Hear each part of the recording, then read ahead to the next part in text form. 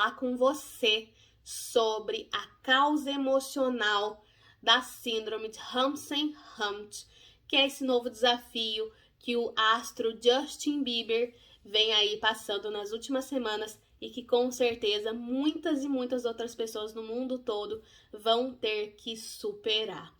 A ciência, ela fala para nós sobre um quadro infeccioso, ou seja, uma infecção pelo vírus varicela zoster, que acomete um gânglio geniculado do nervo facial. Por isso que um dos três sintomas e sinais dessa doença é a paralisia facial ipsilateral, ou seja, metade do rosto fica com os músculos paralisados, por isso a dificuldade de sorrir, de fechar os olhos e os movimentos normais da face, tá? Além disso, a gente vai ter a otalgia, que é uma dor, né, no ouvido interno, no ouvido externo, então a pessoa relata essa dor no ouvido, e também vesículas, né? A presença de vesículas, tanto no ouvido externo quanto no ouvido interno, e também a gente pode ver a presença dessas vesículas, dessas erupções cutâneas na bochecha, na língua, ou seja, nessa região da face, tá? Do lado que foi acometido. Quando a gente fala dessa síndrome, a gente pensa que, além desses sintomas que a gente já falou, que a gente pensa, né, no diagnóstico dessa patologia, que é basicamente clínica, a gente tem que lembrar também que pode ter outros sintomas, como, por exemplo, cefaleia, ou seja, dor de cabeça. A pessoa pode ter vertigem, zumbido, lacrimejamento, porque esse problema pode acometer também outros nervos. Isso tem que ficar bem claro, tá? Existem também complicações, né, dessa patologia, que a pessoa pode ficar aí por muito tempo ou para o resto da vida, como, por exemplo, contrações involuntárias da musculatura ou perda mesmo, né, dessa eficiência muscular.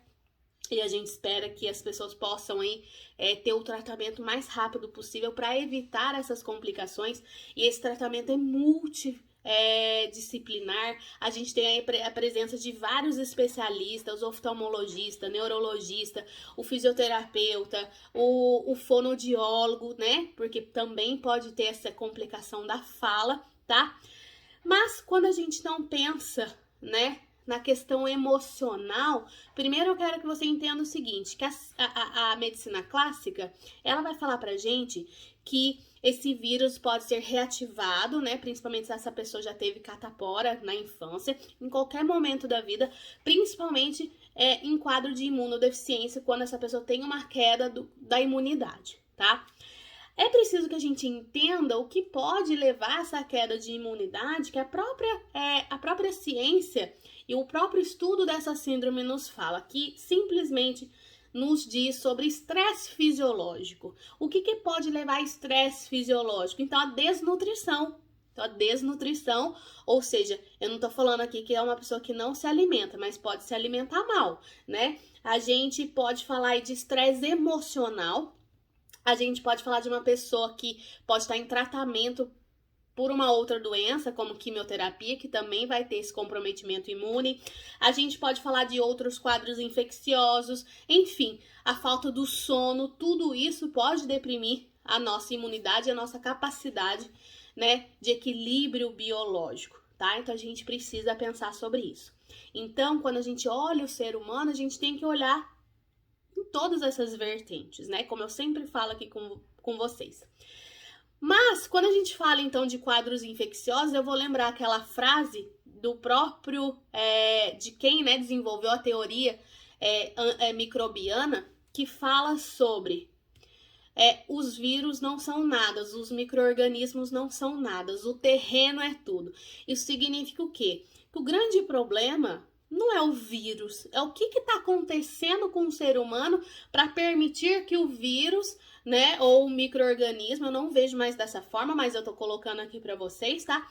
Que o micro-organismo cause essa desordem, que para nós é desordem, mas na minha concepção hoje de medicina germânica, essa desordem não existe, né?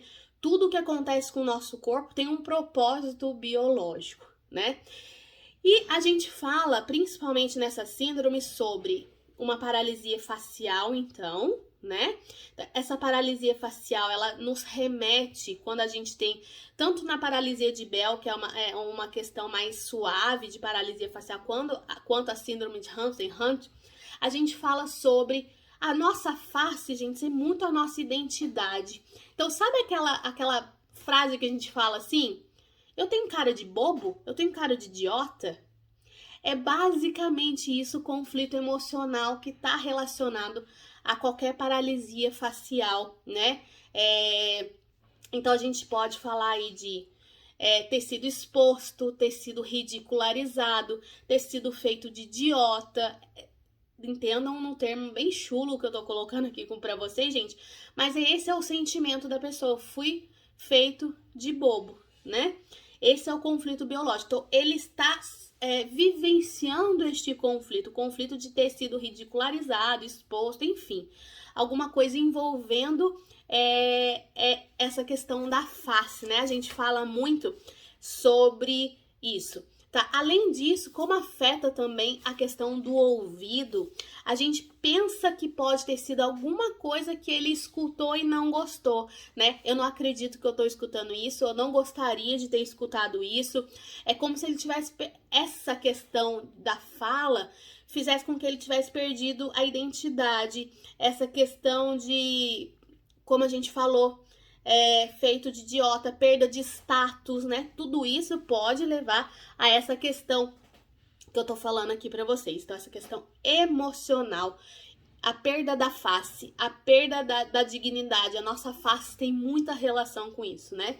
Então, a gente já falou que a paralisia tem essa questão, né, de ter sido feito de bobo, de ser humilhado, perda de status. A questão do ouvido eu escutei algo, eu não gostaria de ter escutado, eu não queria ter ouvido isso, né? E a própria questão das erupções, pode ter alguma questão aí envolvida a pele de separação, né? Eu não gostaria de ter ouvido isso, eu quero me separar de quem falou isso, enfim, a gente pensa de várias maneiras. Quando a gente fala de tratamento clássico, né? A gente fala aí de antivirais, a gente fala de outros medicamentos e também fala, como eu já citei para vocês, de da fono, que vai ajudar no retorno da fala adequada, da fisioterapia, que é essencial para a movimentação desses músculos, né? Para que esse paciente tenha, né, uma evolução positiva aí do retorno da função muscular da face.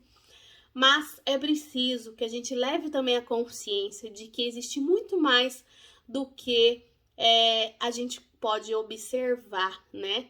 Então, ampliar a consciência, se observar, o autoconhecimento.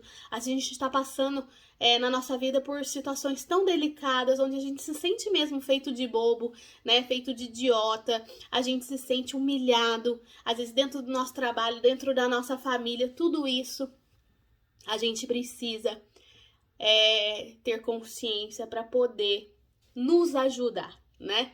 Então, quanto mais rápido a gente tiver essa consciência, provavelmente mais rápido o resultado e talvez a gente consiga sair dessa situação o mais rápido possível. Eu já passei por quadros aí de nevralgia, né, que pode acontecer também nesse caso, nevralgia pós-herpética, ou seja, o paciente fica com dor, né? Eu já tive quadro de nevralgia, que é considerada uma das piores dores do mundo, e eu consigo entender, né, que essa dor, eu nunca tive paralisia, mas a dor me fala sobre uma autodesvalorização ligado a me sentir feito de boba, né? Me sentir, então, exposta, ridicularizada.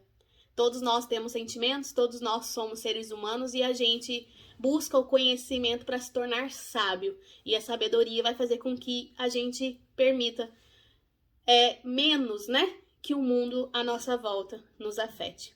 Eu, sinceramente, desejo que todas as pessoas que possam escutar esse vídeo tenham essa consciência e se recuperem o mais rápido possível disso que é chamado de doença. Mas para mim tem um grande propósito na vida da pessoa, né? Então, é isso. Espero você nos próximos vídeos. compartilhem com seus amigos, curta aqui o nosso vídeo e sempre vai ser um prazer tê-lo aqui. Até mais, tchau, tchau!